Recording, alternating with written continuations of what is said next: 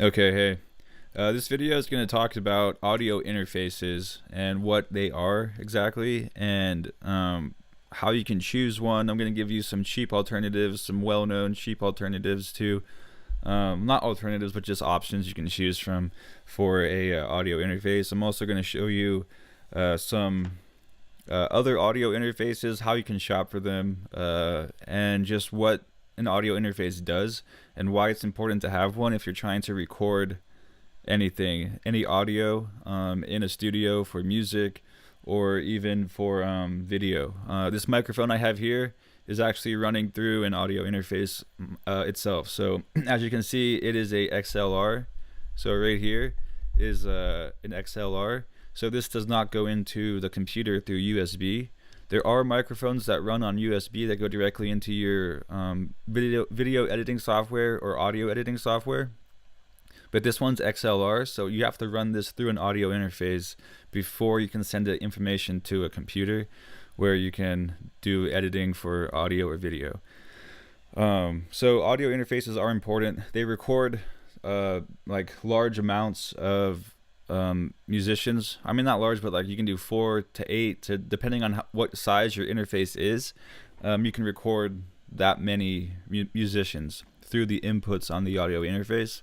So if you have a guitar player, you can plug the guitar, if it's electric guitar, directly into the audio interface. If it's an acoustic guitar, you have to mic the acoustic guitar and then plug the microphone into the audio interface. And then that's how you get the information from the instrument to go into the interface and then into your video editing software, which, that's how nowadays we do all of the production work for music and all of the studio production work that's done behind the scenes after it's recorded but before the album's released. Okay, so I'm going to show you, I'm going to go to the different template here. And so basically here's a teaching template, and I'm just going to show you, we're going to go online and look at some. The first one's going to be everyone knows it. If you know music at all, it's really well known, but it's this Focusrite Scarlett 2i2 that basically lets you input 2 audio devices, and then you can output 2 things as well on the back of it. So I'll show you that right now, and then later on I'll show you some other ones. I'll show you the one I'm using, and I'll show you some other ones as well. So this Scarlett 2i2 is right here. This is what it looks like. They're marketing it as the best USB audio interface in the world, so that's that. Okay, so it is USB. It plugs into your computer through USB. On the back there's a USB connection that you can, as you can see here, there's a USB on the back right there. Okay, it's a nice sight too, it zooms in. Anyway, the front of it though is what you want to look at. So what they're marketing here is this front part of the interface, and this is basically what you connect your XLR cables for. Like I said, this microphone is an XLR connection, so you're going to take a connection like this. I'm going to unplug my keyboard, and you see this connection here? This is an XLR male connection that's going to go into the interface. I think that would be male. These are different because they're kind of like, it's like a fusion of male and female, but yeah. So this goes into the interface, which is going to be this little port here for channel 1 and channel 2. Okay, so if you look down here on this image, you'll have channel 1 here and channel 2 here. Okay, so you plug that directly into the interface. And then you have a gain where you can increase the volume of it, you can decrease the volume of it, but don't get too loud because it does distort the audio a little bit. If you crank the gain up to 10, it does kind of crunch the audio and make it distorted.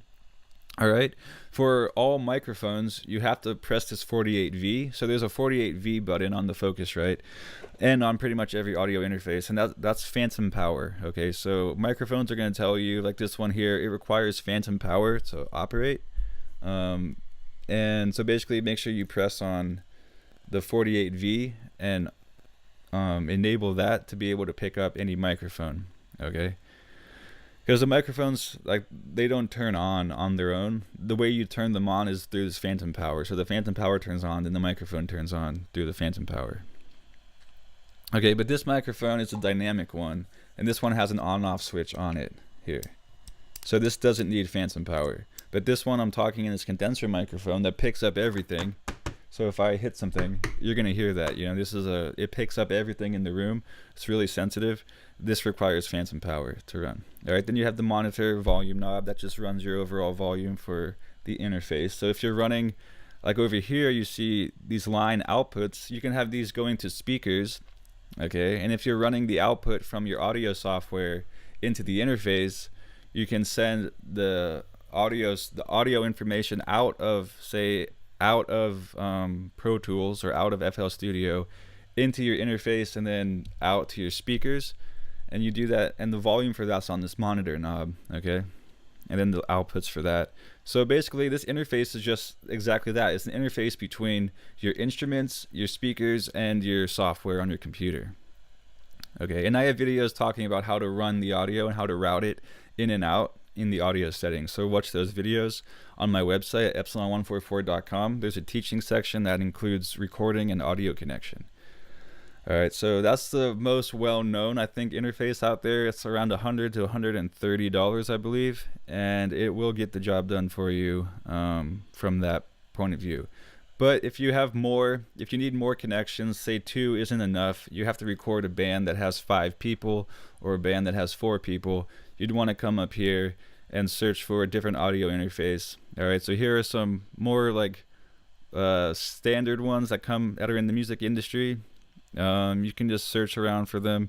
You have USB ones, you have PCI ones, and Thunderbolt ones. So Thunderbolt ones are going into your MacBook, which I have. So the MacBook can take a USB or a Thunderbolt, but Thunderbolt's recommended because then it saves up a USB slot on your computer, so you can have USB running out and also the Thunderbolt. Okay, so here's some Thunderbolt interfaces. They're the same thing. You can see the Focusrite looks the same. Focusrite again, they're right here. It's just more channels now, so now you have 8.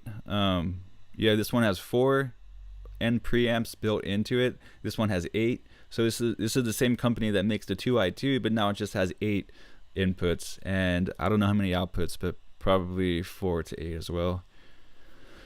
As you can see, these are more expensive. They're coming up into the higher $100 range and into the $1,000 range. But they do offer more features, okay? You can, like I said, you can input more audio into these interfaces, so you can record like a full band going into it. I don't know if this one's discontinued, but this is what I have. They said it was discontinued, so I don't know if you can still buy it. But this thing right here, that's not it though. That's a little different. I don't know if they sell mine anymore.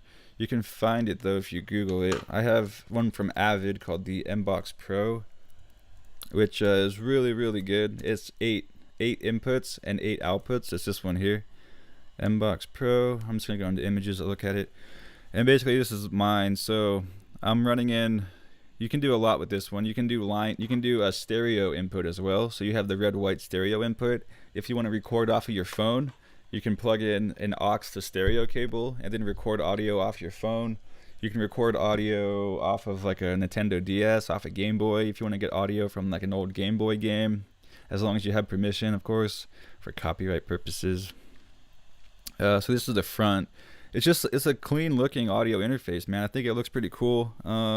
It gives you the signals so you can see when the signal is working on the interface, so that you can troubleshoot to see if the signal is working on the interface or if it's not working in the software and stuff like that. So you got the 2 fronts, and then you have 2 in the back that you connect in the back, but then there's a little button that you push to switch between the front or the back connection. So you can't run 1 and 3 simultaneously. You have to switch between the 2. Actually, you can. I mean, you can set your software to pick up 3 and then set your software to pick up 1 on different mixer tracks in your mixer software. And again, for those videos, I have videos on the mixer setup and input-output as well. So I got mine for $500 because it was used. And it's super, super useful, all right? It's a Thunderbolt, so it comes out through Thunderbolt. Converter. You have to convert it from the FireWire. So it's a FireWire, but then you can convert the FireWire to Thunderbolt. There's a little converter for that. All right, you can output to 6 speakers, or 6, like a sub and 5 speakers, or 2 subs and 4 speakers, or 6 subs and not get any highs and mids, but whatever. So you have the outputs, and then you got line input, and you got quarter-inch inserts as well that let you input audio into the device. But those are going to be mono. Okay, so those are mono, and then these are going to be stereo. So it's going to have both left and right if you do it this way. All right. So that's an example. You can look online. Audio interfaces, though, are really important if you're serious about any kind of music production work, and you want to start working with actual instruments and not just all software, plugins and VSTs. And you actually want to start getting real instruments, which I think is a lot more fun and a lot more hands-on in music production. So an audio interface is a must to do that. This is probably the most well-known and cheapest option. There are other options out there. There even is a handheld thing like this right here, dude. This right here, this thing is basically an audio interface. It's called an iRig 2. And if you have a guitar, you can download an app on your phone, all right, that lets you record audio. And all you do is you plug the cable from your guitar, you plug your guitar cable right into this, and this thing's like $40 at Guitar Center or online. And then this thing has a built-in preamp, all right? So it's basically one channel on an audio interface, but this is like a handheld version. And then you plug this directly into your phone. It might even be able to go into your computer, maybe, I'm not sure. But then if you want to make a video, or you have an audio recording app on your phone, you can record the guitar directly from you playing it, or from anything, from a microphone, whatever plugs in. Whatever has quarter-inch, you can plug it into this, and then this goes into your phone. So when you make a video, you can get direct audio into your phone. It's great for podcasting and stuff like that too. So that's that. And that's $40, and that's just like basically a one-channel little miniature interface, and that's called the iRig 2. I had the box for it. Yeah, it's the iRig 2. I don't know I forget what company makes it. I think it's just iRig, but the iRig 2. This is that. So that's a really cheap way to do it, to record audio. So I hope this video is helpful for you. There's a lot of information. You can go back and find the parts you want. I'll include information in the description and on my website as well, epsilon144.com. So I hope that was helpful, and I hope if you have any questions, please just let me know, and I'll get back to you as quickly as I can. And thank you for watching the video, and I hope you have a great day. Peace out.